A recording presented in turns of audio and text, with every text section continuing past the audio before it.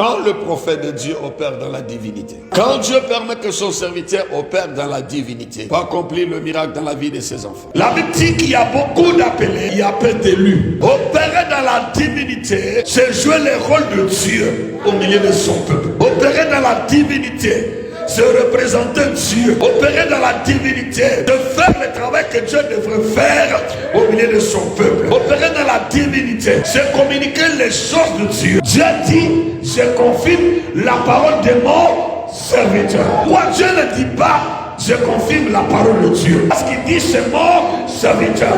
Quand Dieu confirme la parole de son serviteur, ça veut dire que l'homme de Dieu est en train d'opérer dans la divinité. L'homme de Dieu, quand tu l'opères dans la divinité, il a besoin seulement de dire que moi je veux. Élisa a dit, appelez-moi cette femme. La femme arrive. Élisa va lui dire, l'année prochaine, à la même période, tu auras un enfant dans tes bras. Il n'a pas dit que, Seigneur, pardon. Et Dieu a confirmé la parole de son serviteur. C'est ça, opérer dans la divinité. Le serviteur de Dieu, il est déjà investi de Dieu. Ce n'est plus lui qui vit, c'est Dieu qui vit en lui.